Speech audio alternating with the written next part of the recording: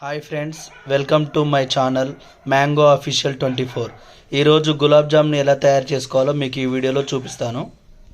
గులాబ్ జామ్ తయారు చేయడానికి ఇన్స్టంట్ పిండి తీసుకున్నాను.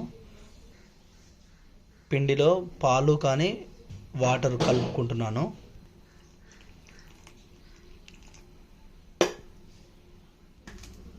పిండి బాగా కలుపుకొని సరిపడా వాటర్ చూసుకుంటూ కలుపుకోవాలి. పిండిని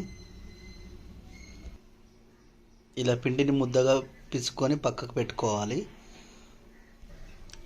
స్టవ్ పై ఒక గిన్నెను పెట్టుకున్నాను. ఇందులోకి చక్కెర పాకానికి వాటర్ తీసుకుంటున్నాను.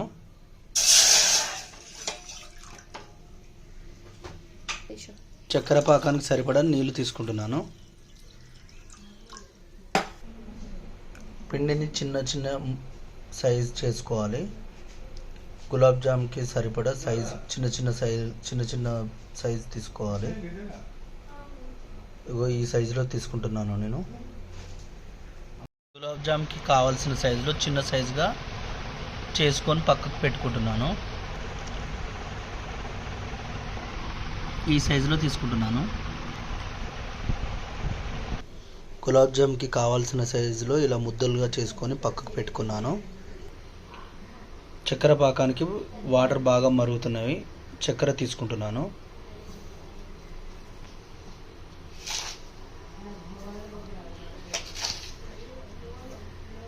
రుచికి సరిపడా చక్కెర తీసుకున్నాను. ఇప్పుడు ఈ ముద్దలను ఆయిల్లో బ్రౌన్ కలర్ వచ్చేలా ఫ్రై చేసుకోవాలి. స్టవ్ పై ఆయిల్ ప్యాన్ పెట్టుకున్నాను. ఇప్పుడు ఇందులో మనం పక్క కలిపి పెట్టుకున్న ముద్దల్ని ఫ్రై చేసుకోవాలి.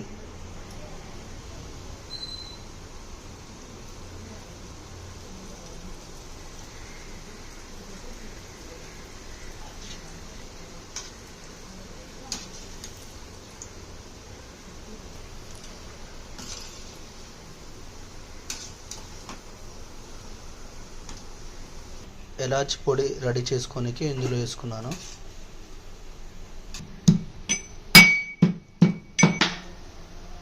ఇలాచి పొడి యాడ్ చేసుకున్నాను. కలిపి పక్కకు పెట్టుకున్న పిండి ముద్దల్ని ఇలా ఫ్రై చేసుకోవాలి.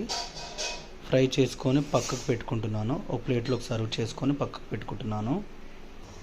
చక్కెర పాకం వచ్చిందో లేదో చెక్ చేసుకుంటున్నాను.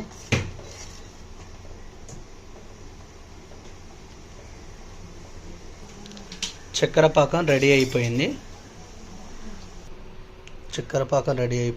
పక్కకు పెట్టుకున్నాను. కొద్దిగా చల్లగైన తర్వాత మనం ఫ్రై చేసుకొని పక్కకు పెట్టుకున్న గులాబ్ జామ్ బబుల్స్ని ఇప్పుడు చక్కెర పాకంలో యాడ్ చేసుకుంటున్నాను.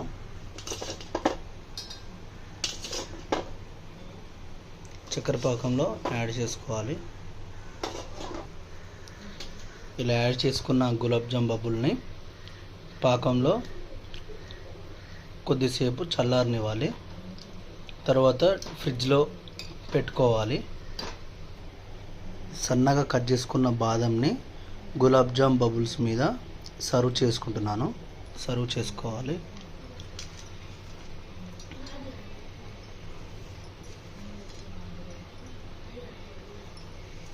ఎంతో రుచికరమైన గులాబ్ జామ్ రెడీ అయిపోయింది ఫ్రెండ్స్.